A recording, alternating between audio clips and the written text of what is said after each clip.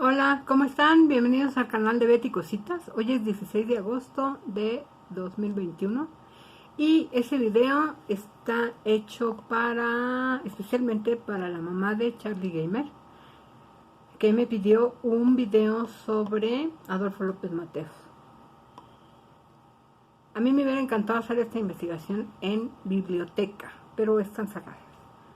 Y en la biblioteca de la Facultad de Humanidades, que es mi facultad, no, pues ahí hubiera encontrado un montón de cosas, pero pues encontré dos páginas muy serias y de ahí tomé información. Así que, pues ahí les va. Ahí le va la abuelita de Charlie Gamer. Voy a ir leyendo algunos datos que de memoria no me sé, pero más o menos. Bueno, ahí les va. Adolfo López Mateos.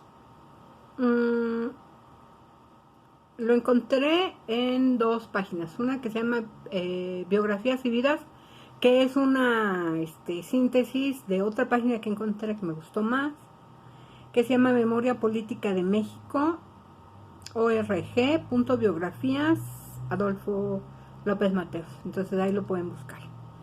Bueno, resulta que la vida de este hombre va de 1910, año que empieza la Revolución Mexicana, hasta 1969, un año después de que yo nací.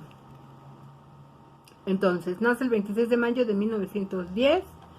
Lo voy a levantar aquí para poderlo ir viendo así. En Atizapán de Zaragoza. Su padre es cirujano dentista, su madre es maestra. Por lo que pude leer de otras páginas, por lo que pude ahí rascar, se supone que Adolfo López Mateos no tenía papá. Bueno, eso se supone, ¿no? Pero para registrarse, para ya ser político y todas estas andanzas políticas, él tenía que tener un registro y justificar que era mexicano. Porque resulta que tiene familia en Guatemala, ahorita les platico más de eso. Y parece ser que en investigaciones de registro en archivo,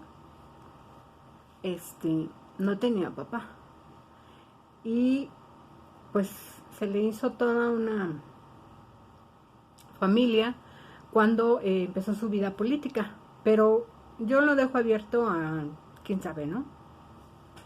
El chiste es que, bueno, en lo que yo encontré tenía su papá, que era un cirujano dentista, y su mamá, que era maestra.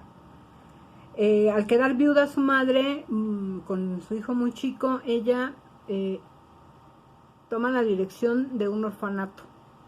Entonces el niño, pues obviamente, queda a cargo, pues, de la escuela pública. Entonces es un hombre que se formó en escuela pública. De eso se habría suponer. Pero después encontré que había estudiado en el Instituto Francés, que su mamá lo había llevado al Instituto Francés. Entonces, como yo los dejo a su consideración, porque unas páginas encontré unas cosas y en otras. Yo solo les digo lo que encontré. Bueno, pero al fin y al cabo eso no es lo más importante, sino su vida política. Bueno, resulta que su mamá tenía como familiar lejano a Ignacio Ramírez el Nigromante, que fue un escritor y periodista liberal en época de la Reforma muy importante.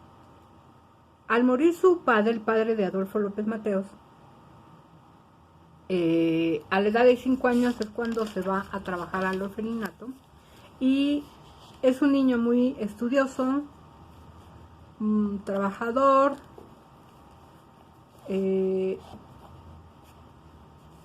cursa en lo que les decía yo en el colegio francés, pero cursa como becado, como becado de la Fundación Donde. Esa fundación que hoy día tiene casas de artículos que tú llevas y te prestan un dinero. Bueno, pues desde entonces ya esa fundación se hacía cargo de becar a los niños y a los jóvenes, los mandaba al extranjero. En 1926 ingresó a la Escuela Nacional Preparatoria, justo en la época donde empezó la Guerra Cristera, porque estaba de presidente en ese momento Elías Calles. Bueno, su primer empleo fue de Adolfo López Mateos. Su primer empleo fue en una librería que se llamaba Selfa como ayudante administrativo. Era aficionado al excursionismo, era muy afín al deporte, pero al deporte extremo, o sea, al deporte de a de veras. Practicó boxeo, y el excursionismo con sus compañeros de preparatoria. Se fue a hacer caminando hasta Guatemala, de Ciudad de México hasta Guatemala caminando con sus compañeros. Un viaje que fue patrocinado precisamente por el presidente Elías Calles. Este lo hizo entre el 20 de noviembre de 1926 y el 30 de enero de 27, pero voy a decirles, él fue patrocinado por calificaciones. No fue patrocinado porque, ay, qué niño tan bonito. No, o sea, pues era un niño becado, fue un niño trabajador, muy estudioso. En marzo de 27 se viene aquí a Toluca a continuar sus estudios de preparatoria en el Instituto Científico y Literario, en donde trabajó como bibliotecario. Es decir, no solamente fue a la escuela, sino trabajó para pagarse la escuela. Su profesor de historia fue profesor de historia ahí mismo, ya posteriormente, cuando terminó la carrera, bueno, la preparatoria.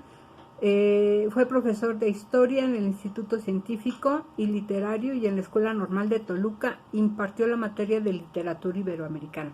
Él estudió jurisprudencia, pero le dieron estas materias y las aplicó muy bien.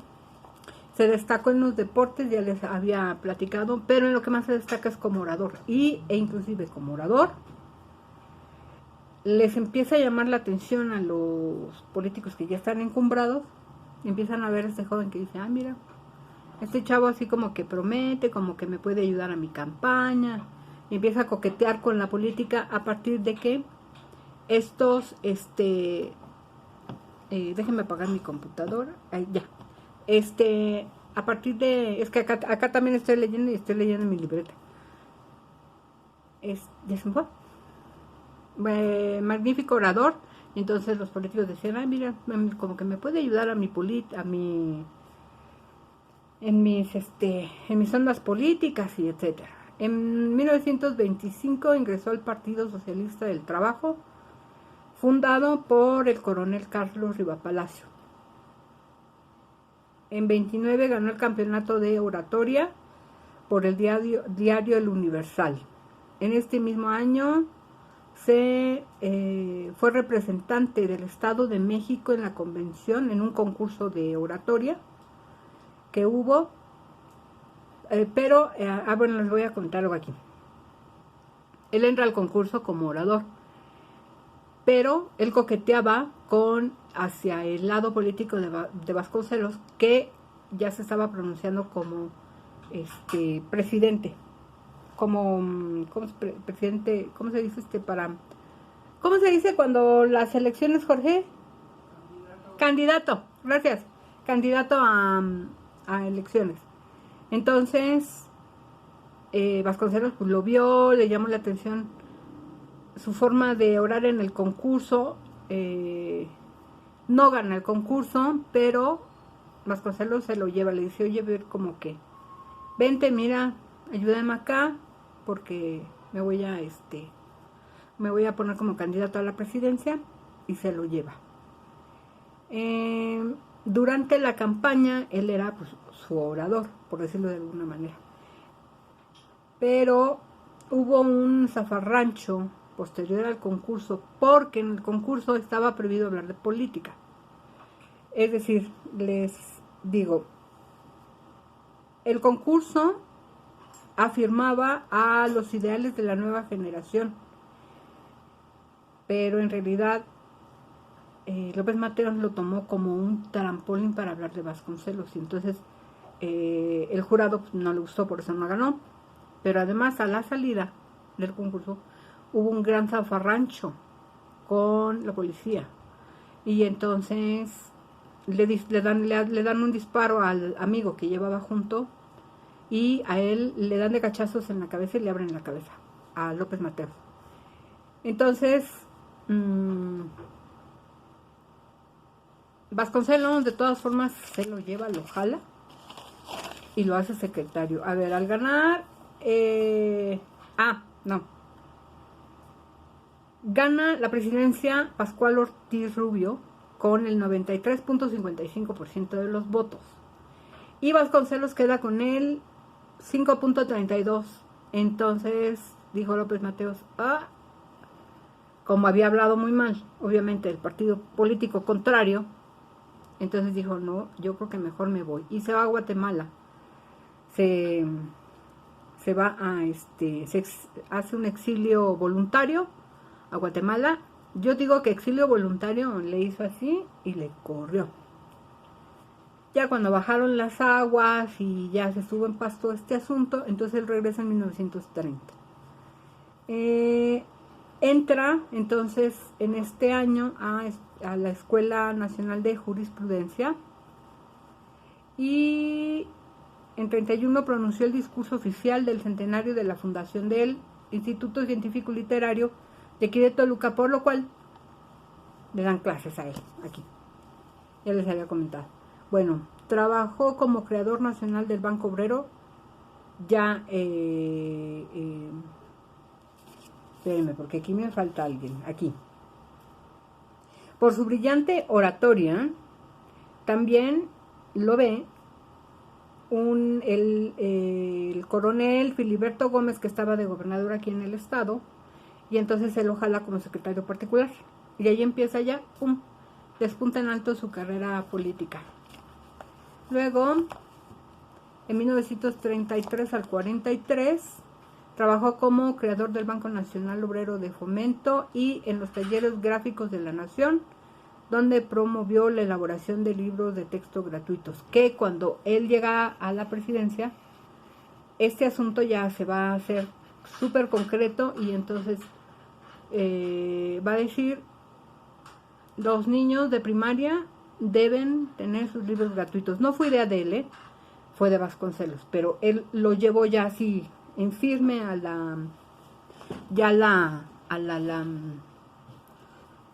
en vivo, pues, a llevarles a los niños sus libros para que estudiaran, para que no les faltara. Ahorita les digo todo lo que hizo así. Bueno, en 41, Isidro Favela, fundador del grupo Atlacomulco, lo incorpora a sus actividades políticas. Obviamente estamos hablando que ya estaba en el conjunto donde tenía que estar. Para poder, obviamente, moverse dentro de este círculo político, pues necesitaba afianzarse una raíz, un ancla. Y pues el grupo Atlacomulco le dio esta ancla, ¿no?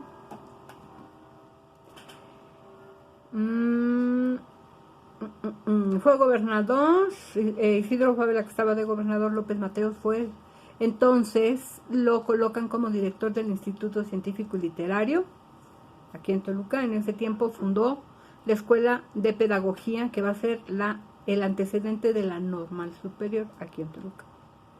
En 51 y 52 fue secretario general del Partido Revolucionario Institucional, bajo la presidencia del general Rodolfo Sánchez Taboada.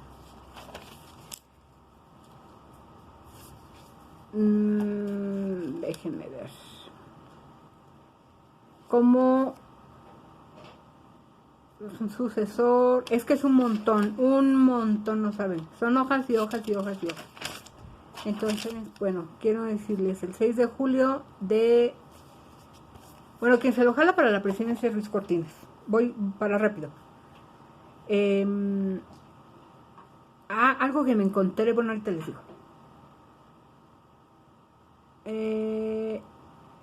Él coordina, López Mateos coordina la campaña presidencial de Adolfo Ruiz Cortines. Y en esa época, entre el 51 y el 52, en el 51 muere su hermana, que a mí me causó mucha impresión leer esto, porque su hermana era traductora de Bruno Traven. O como le conocen, Bet Traven es escritor de Canasta de Cuentos Mexicanos. Y hay una película mexicana que si la pasan, véanla, porque son estos cuentos de Bet Traven. Y me llamó mucho la atención porque ella es la traductora. Pero yo siempre tuve la idea de que estaban en español. O sea, no dice aquí traductora de qué idioma. Y entonces ahora tengo una duda, tengo que buscar quién era Bet Traven, porque bueno, yo lo conozco como Canasta de Cuentos Mexicanos, pero y ya. Así es que fíjense, ahora ya tengo una duda que tengo que investigar sobre Canasta de Bet Traven. Bueno, al tomar posesión, Ruiz Cortines nombra a Adolfo López Mateos como secretario de Trabajo y Previsión Social. Al frente de esta dependencia promovió la Confederación Regional Obrera y Campesina, la CROC, que conciliaba la relación patrón-trabajador, que lo que hacía era pues evitar las huelgas que en esa época son como los residuos que dejó la revolución. Y entonces pues había que hacer una conciliación entre el patrón y el obrero.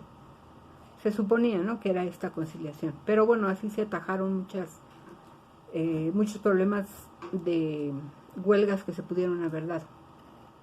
Bueno, de ahí salta ya la presidencia, queda en lugar de Ruiz Cortines, porque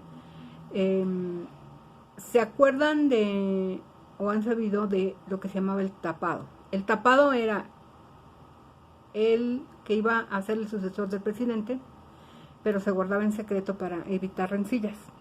Y se destapaba un día, pum, decía, este es mi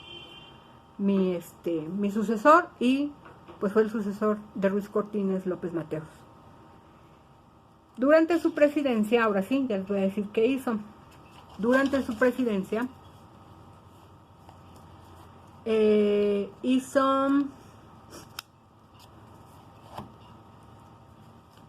en asuntos laborales, estableció, ya les dije, la participación de los obreros en las utilidades de las empresas y la asociación de patrón obrero. Y como que ese fue el primer enfrentamiento que tuvo con esta relación de una huelga, la huelga de los ferrocarrileros, que fue disuelta, pero no fue como muy acordado el asunto, Tal vez en otro momento toque este pedacito que es importante. También en esa época López Mateos le da el indulto a David Alfaro Siqueiros, porque por disoluto estaba en Lecumberri y entró un montón de veces. ¿Disolución social? ¿Qué es disoluto? Disculpen mi ignorancia, ya me acaban de corregir. Bueno, ya oyeron a Jorge. Bueno, el chiste es que lo dejó salir de Lecumberri. Luego, en asuntos laborales, se estableció la participación de los trabajadores con las utilidades, por eso los trabajadores en las fábricas recibían utilidades. Creó la CONASUPO para mantener los precios de garantía según en la producción agrícola y regular los precios al consumidor. ¿Se acuerdan que había las tienditas de CONASUPO y la leche y todo eso? Erradicó la fiebre amarilla, digamos, en el ambiente médico, y la viruela. Se produjo la vacuna contra la poliomielitis y se hizo obligatoria la vacunación oral en los recién nacidos. El IMSS se estableció ya como una clínica para la salud pública en toda la República, y se edificaron el conjunto Nonualco-Tlatelolco. Se creó en el Estado de México el ISSSTE, que es el Instituto de Seguridad y Servicios Sociales de los Trabajadores del Estado de México. Se nacionalizó la industria eléctrica. En material educativo se dieron los libros gratuitos y se se creó la Comisión Nacional de los Libros Gratuitos y la creación para aumentar la distribución de los desayunos gratuitos para los niños de primaria. Se creó el Museo de Antropología e Historia, el Museo del Virreinato en Tepoztlán, de Arte Moderno y Ciencias Naturales. Se promulgó la primera ley de radio y de televisión que pretendía sujetar la radiodifusión a los intereses nacionales más que a los comerciales y lucrativos, que deberían de hacerlo ahora. Bueno, eso es lo más que tengo. A la bolita de Charlie, si algo me faltó, me escriben y con mucho gusto lo busco y se los platico. Y bueno, disculpen por la palabrota que dije, que yo no sé qué quiere decir, pero ahorita me van a explicar y me van a cachetear por esto. Ya me voy, que tengan buen día. Chao.